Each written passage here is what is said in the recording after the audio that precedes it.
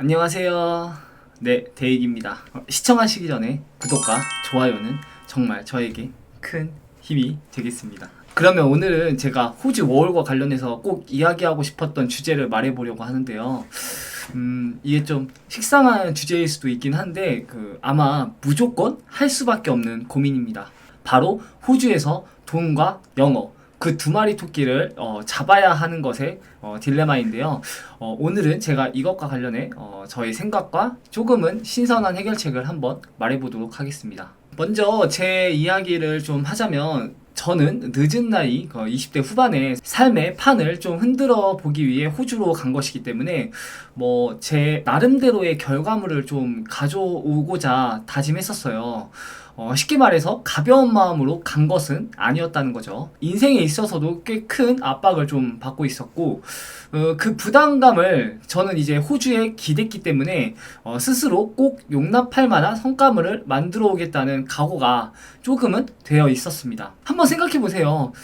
한창 취업 준비하고 또 취업할 나이의 남자 28살은 얼마나 황금기 같은 나이입니까? 저는 이 소중한 시기, 그리고 또 최소 2년, 즉 30살까지를 한국에서 자리를 잡지 않고 한 번 더 방황해 보겠다고 했으니까 거기에 맞는 결과물을 가져오겠다는 부담감은 어쩌면 당연한 것일지도 모르겠다는 생각이 듭니다. 제가 왜 이런 배경을 설명하냐면, 우리가 워킹홀리데이에서 돈과 영어 그 두 마리 토끼를 잡으려 하는 고민을 할 때는 꼭 그에 맞는 이유를 가지는 것이 중요하다는 이야기를 드리고 싶어서입니다. 아니면 적어도 그에 맞는 각 개인의 뭔가의 사유가 좀 있어야 된다는 거죠. 그게 되지 않으면 이 주제에 대한 고민이 상황에 따라 되게 쉽게 휘둘릴 수 있어요. 다시 말하면 그냥 아무 생각 없이 갈 수 있다는 겁니다. 제가 20대 초반에는 호주 워홀에 가지 않아서 그것과 관련한 조언을 제가 이렇게 할 수는 없지만,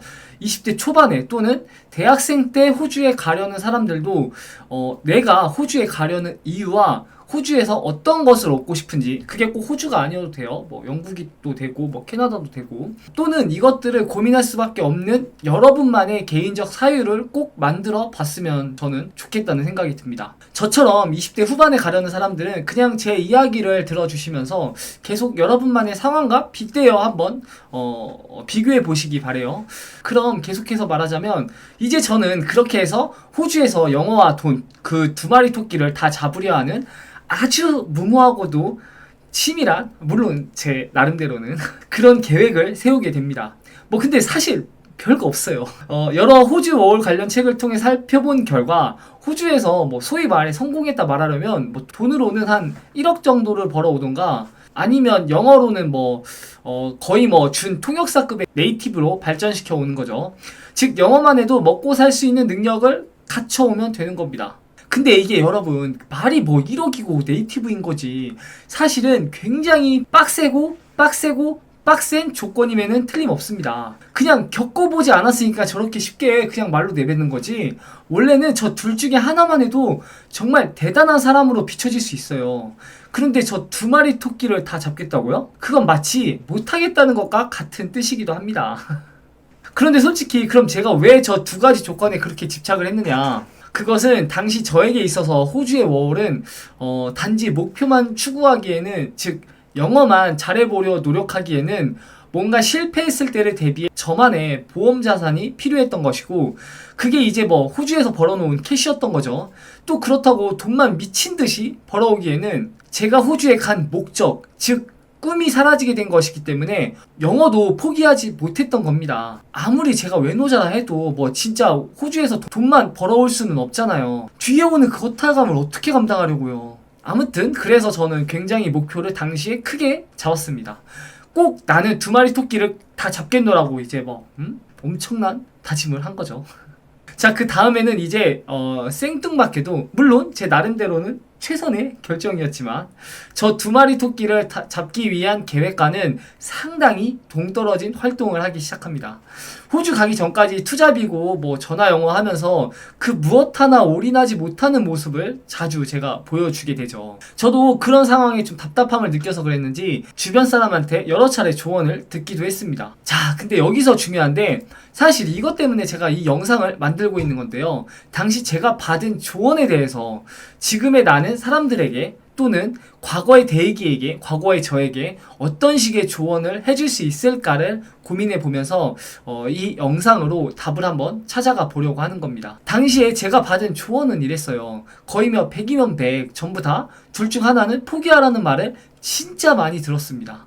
그러니까 직접적으로 조언을 받은 사람은 어떤 형님 한 분인데 간접적으로 받은 사람들조차도 전부 이런 식의 결론을 항상 내주었어요. 저는 근데 솔직히 이해를 잘 못했어요. 아니 애초에 영어와 돈은 상생할 수가 없는 건가?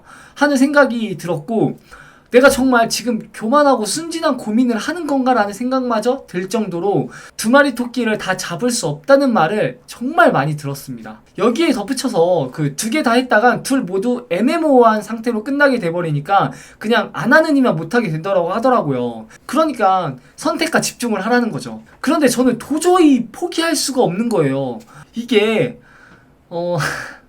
마치 무슨 유학 같듯이 영어 공부만 하기에는 만약 그것에 실패했을 때 느끼는 좌절감을 마주할 자신이 제가 도저히 없었고 그리고 이미 저는 한 번 영어에 대한 트라우마를 시게 겪은 사람이잖아요. 그러니까 도저히 거기에만 쏟기에는 차마 진짜 용기가 나지 않더라고요. 여전히 제가 저 스스로를 100% 신뢰한 상태도 아니었고 그렇다고 돈만 벌어오자니 여러분 솔직히 1억을 벌려고 해도 영어가 뒷받침되지 않으면 생 노가다로 1억을 버는 것도 솔직히 현실적으로는 불가능합니다. 그냥 둘 중 하나예요. 제 몸을 그냥 완전히 부서뜨려 오든가 그게 안 되면 돈을 쫓아가면서 영어 공부를 열심히 해야 됩니다. 자, 그런데 돈에 큰 비중을 둔 상태에서 영어 공부를 했는데 막상 귀국할 때 버는 돈이 적잖아요?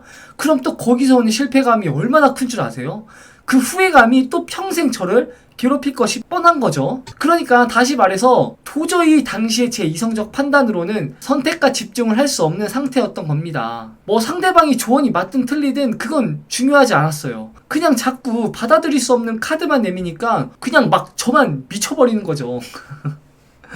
아무도 나를 알아주지 못하는 것 같고 진짜 막 어떡하지 하면서 막 스스로의 답을 내려가는데 정말 무진장 애를 쓰기도 했었습니다. 자, 그리고 이제 시간이 지나고 흘러서 여기까지 오게 된 거죠. 자, 그런데요. 물론 지금의 저는 영어를 네이티브처럼 하지도 못하고 그냥 영어책만 조금 읽는 수준인 거고 뭐 돈은 1억은커녕 당시 한 2천만 원 정도 가져왔나 아마 그랬을 겁니다. 한 목표치에도 크게 미달리는 사람이 되었어요. 자, 그런데 여러분 솔직히 저는 맹세할 수 있는데요. 저는 정말 단 한 번도 제가 돈을 적게 벌었다거나 영어를 네이티브처럼 못해서 좌절감을 느껴본 적이 진짜 한 번도 없습니다.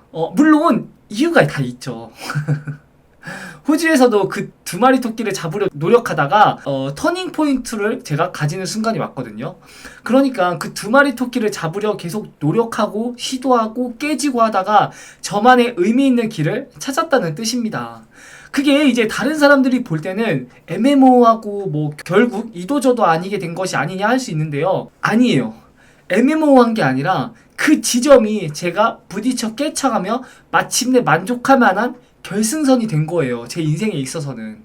왜냐하면 그 지점에서부터 어느 순간 영어책을 좋아하고 즐기고 있는 제 모습을 제가 발견했거든요. 단지 외부 조건으로만 봤을 때는 1억도 못 벌고 영어도 막 유창하지 못해서 실패한 사람처럼 보일지는 모르나 영어 독서를 취미로 접하면서 돈과 영어의 접점을 제 스스로의 판단으로 타협을 했다는 것이 굉장히 중요한 의미라는 말입니다. 스스로의 내면적 고민을 치열하게 해가면서 결국 내가 만족할 만한 지점에서 타협을 했다는 뜻이라는 거죠. 저는 근데 지금도 그때의 그 경험을 잊지 못합니다. 어느 정도의 생동감이냐면 진짜 막 제가 스스로의 판단으로 부동산을 계약했을 때만큼이에요. 와, 그때 진짜 얼마나 짜릿했는지 아세요? 그것도 나중에 썰로 한번 풀어볼게요. 진짜 엄청 짜릿하고 정말 제 인생에 커다란 전환점을 가져왔을 만큼 제 인생에서는 대단한 선택이었습니다. 물론 그 형님의 조언 중에서 당시에는 제가 못 받아들였는데 지금에 와서는 좀 미련으로 남는 부분이 있어요. 그건 바로 여행인데 제가 지금도 굉장히 좀 아쉬워하고 웬만하면 정말 제가 제 삶을 후회하지 않는데도 유일한 흠이 있다면 그 시기 때 제가 적절한 휴식을 취하지 못한 것입니다.